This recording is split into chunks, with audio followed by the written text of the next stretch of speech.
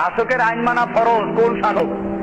বেটা যে শাসক কোরআন আর হাদিস দিয়ে দেশ চালায়, ওই শাসকের আইন মানা কি? ওই শাসকদের সম্পর্কে বলা হয় তারা দোষ পিঠে কোরআন মারে, তারপরও তার বিরোধিতা করো না। আর যেই শাসকরা কোরআন এবং সুন্নাহ মোতাবেক দেশ পরিচালনা করে না, বরং কোরআনের আইন বাতিল করে, তারা তাদের দস্তুর, তাদের সংবিধানে পরিষ্কার লেখা আছে। এই যে যারা আল্লাহর আইনকে বাতিল করে দিল, আল্লাহর আইনকে মিটিয়ে দিল, এবং তাদের সংবিধানের সাথে সাংঘর্ষিক যেটা ওই জন্য আল্লাহরটা বাতিল, সংবিধান ঠিক। এমনকি যদি সংবিধানের বিরুদ্ধে বলে তাহলে বলে রাষ্ট্রদ্রোহী। ওই বেটা, তোর সংবিধানের বিরুদ্ধে কথা বললে যদি রাষ্ট্রদ্রোহী হয়, আল্লাহর দেওয়া সংবিধানের বিরুদ্ধে বললে তাকে কি বলবো আমরা? আল্লাহদ্রোহী। তাহলে যারা আল্লাহদ্রোহী হয়ে গেল, তুই তাদেরকে হেফাজত করার জন্য যারা আল্লাহর কথা বলে তাদেরকে বলে রাষ্ট্রদ্রোহী। এই লোকগুলো কত বড় গোমরা! দুনিয়ার শাসকদের পা চাটায় গোলামি করে তারা বলে যে শাসকদের আইন মানা ফরজ। অথচ শাসকরা রাস্তার মোড়ে মোড়ে মূর্তি বানাচ্ছে, এরপরে তাদের আইন মানা যদি ফরজ হয়, তাহলে শাসকরা আইন করে দিয়েছে 21শে ফেব্রুয়ারি মূর্তির সামনে নগ্ন পায়ে যেতে হবে, ফুল চড়াতে হবে, মূর্তির সামনে নীরবে 1 মিনিট দাঁড়াতে হবে। করো গিয়া ফরজ, শাসকের আইন।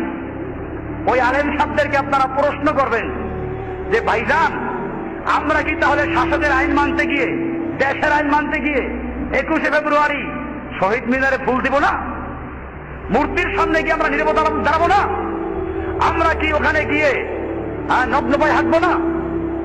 আমরা কি দেশের আইন মানতে গিয়ে পহেলা বৈশাখ আমরা কি করবো? পান্তা ভাত খেতে যাবো না? মেয়েদের হাতে পান্তা ভাত খাবো না? আমরা কি দেশের আইন মানতে গিয়ে নেতা নেত্রীদের সাথে একসাথে বসবো না? জিজ্ঞেস করে এদেরকে। আমরা কি দেশের আইন মানতে গিয়ে চোরের হাত কাটার বিধানটা কোরআন থেকে তুলে দিব না? আমরা কি দেশের আইন মানতে গিয়ে সুদ আল্লাহ হারাম করেছেন এই ফতোয়া কি বাতিল করে দিব না? আমরা কি দেশের আইন মানতে গিয়ে পতিতালয়ের যদি লাইসেন্স দেওয়া হয় তাহলে সেখানে জেনারেল হারাম হবে না, এই ফতোয়া কি দিব না? দেশের আইন মানা ফরজ, শাসকদের মান্য করতে হবে। ওই বেটা কোরআনের আয়াতে দলিল পেশ করে আতিউল্লাহ ওয়া আতিউর রাসূল ওয়া উলিল আমরি মিনকুম। ওখানে পরিষ্কার আছে তোমরা আল্লাহ আনুগত্য করো, আল্লাহর রাসূল আনুগত্য করো, এবং তোমাদের মধ্যে উলিল আমর, এখানে আত্মীয় শব্দ নাই। তার মানে কোরআন হাদিসের আনুগত্যের মাধ্যমে, যারা আল্লাহ রাসূল আনুগত্যের মাধ্যমে তোমাদেরকে দেশ চালায়, সেই উলুল আমরের আনুগত্য করো।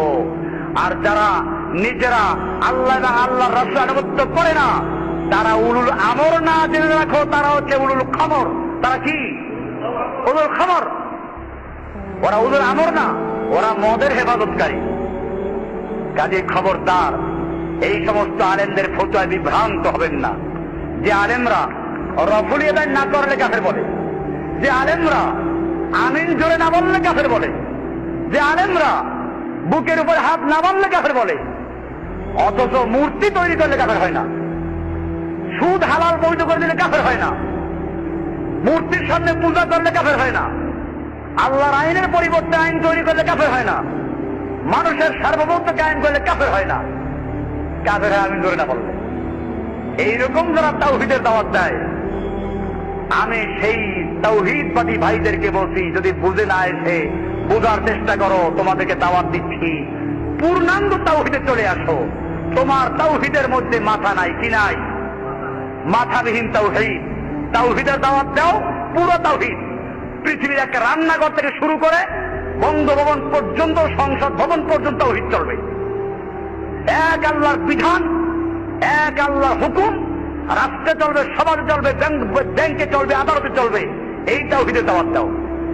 নতুবা এমন তাওহীদের দাওয়াত দিও না যেই তাওহীদ ওই কবর পূজা, মাজার পূজা বন্ধ শেষ হয়ে যায়, আর এর উপরে দেখতে পারে না।